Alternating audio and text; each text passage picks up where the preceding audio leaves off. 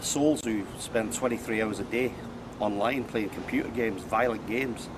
Most of them have got some sort of disorder or something in their normal life, and they are on medication. So once I can find out who they are and tell you what medication they're on, then I can get in touch with them in the guise of a friend. I am a friend, but you know, I'm in the guise of a friend who's going to use them for stuff.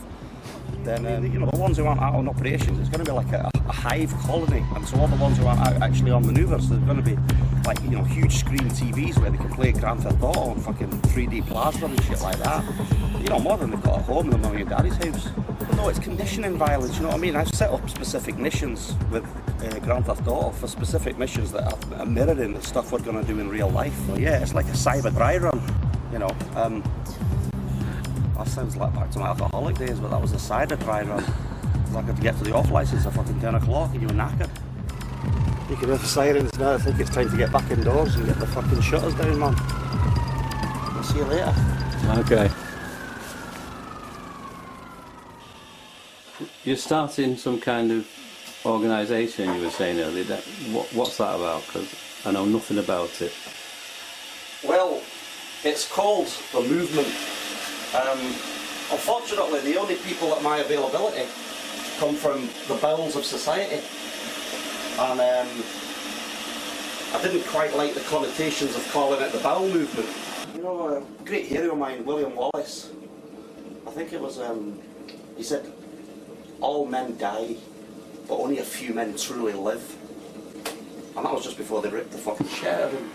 So, you know, it didn't work too well for him. But the point being, this was a planet that was bestowed to us, or we just stumbled upon, or we mutated into this beautiful place, and all of a sudden it's been taken over by money men and greed and drugs and armies and war and all the wrong type of mentality. Over the years, I think you look at the likes of South Africa, you know, the peaceful protests, they don't work sitting down in the road, they just mow you over. So what, you know, the only way to beat the warmongers is to blow the fuck out of them. Looking at more genteel ways of doing it, and without causing too much trouble, especially for myself. I'll get other people to blow the shit out of them. You're recruiting like an army, or? Well, I wouldn't like to say an army. I'm not allowed to say an army by law, you know what I mean? It's against the law to recruit your own army, unless you're the government and you've got the army, you know what I mean? It seemed to me like he was going for armed rebellion, which doesn't strike me as your normal cup of tea.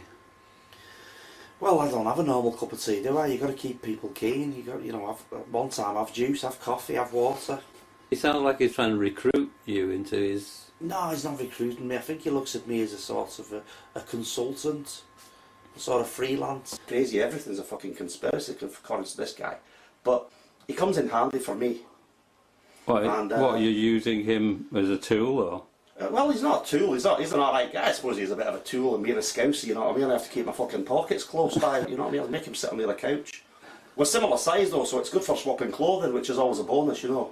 That's one thing, you know, you want people find their mates by, you know, common ground, or what bands they like, or this or that. Find them the same size, and then if you're stuck for a fucking shirt on Friday night, you sort of just go, oh Jimmy, can I borrow your beautiful purple paisley shirt? Of course you can, man.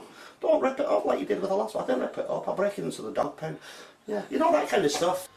But, yeah, you know, because I know what's going on, I know the real truth behind everything. And I think he tries to pick my brain, but I've got a crash helmet on most of the time, so there's no chance. Is that the one with the silver paper on the inside? Silver paper, mate, it's more than silver paper. It's fucking embossed silver paper, I'll have you know. It's good stuff. If you look closely, I mean, it's the best stuff. It's Toblerone, you know, the inside wrapper off the big holiday ones. You get that, you temper it down, you can make a beautiful innards. And you know, like the Swiss don't have a proper army, because, you know, there's a lot going on in the Toblerones. You know, you think of anywhere in the world where he exports a chocolate like that. It's a strange, unique thing, a Toblerone, isn't it? Mm. From the taste, yeah, chocolate, and funny little nuggly bits. Mm. You know, could be like fucking children's teeth or something. It's not, I'm not telling you what it is. It's fucking a lot worse than children's teeth, believe you me. And then the shape, you know, the shape of the bar, weird. The name, you know, you look at Toblerone. So do you reckon that the Swiss have got some drug or something in Toblerone? Of course they have, mate. I'll tell you what, you sit with anyone, I don't care who it is, You sit with them and you share a Toblerone. Even the small ones, like they're not £1 for the little one, you know, come on. You sit and share a Toblerone with someone, and as you just have the last triangle each, ask them to spell it, and they'll struggle. Because, you know, it takes a couple of minutes for the nougat-based poison to get into the system. And, nougat-based poison? Yeah, man. What, you reckon that... No, I don't reckon, mate. Don't have any doubts about this. Where's the Toblerone factory? Switzerland, I presume. Yeah, man. Alright, you go to Belgium, you can go on a tour of the Lindor factory, but Lindor, you know, they make stuff like that. You go to America, you can go on a tour of the Hershey factory. You go to, I think it's just outside Dundee, you can go on a tour of the Chocolate Haggis factory. Do you know where the Hadron Collider is? Sorry? The Hadron Collider. They make like little miniature things and wormholes and space and time rips and stuff like that. Well, the Toblerone factory's underneath that. That's how secure it is. There's no fucker going in and out there, but, you know, popping in and having a free bar, no chance, man. There's a different way. I mean, you know, you've got your Scientology cults. And they call it a cult. I mean, is Catholicism a cult? You know, it's the same fairy tale, just a different fucking angle. You know, is Islam a cult? Or is it a lion out of the Witch in the Wardrobe thing? Well, so you think education was a step backwards? Oh, crazy. Of course it was, man. You go to the schools, you know, you get your kids at home and they're beautiful little bairns and they're full of joy and praying, and, you know, and playing about, and they go to school and within a couple of years they come home and they're effing and blinding and they've picked up bad habits and they're answering you back and they think they're smarter than you. Education's terrible. When you get them, they're going to school, they're at home, they're safe, they're sound. You get them in school, they're getting abused, they're getting bullied, they're getting picked on, they're getting kidnapped and murdered, and they never found the body, but I had an alibi, you know, that kind of thing. It's like, Christ.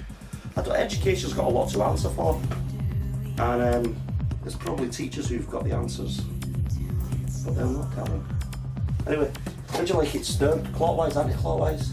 Anti-clockwise. Anti-clockwise. I'm just checking if you've not got a little, you know, American sympathies, else you'd have said counterclockwise.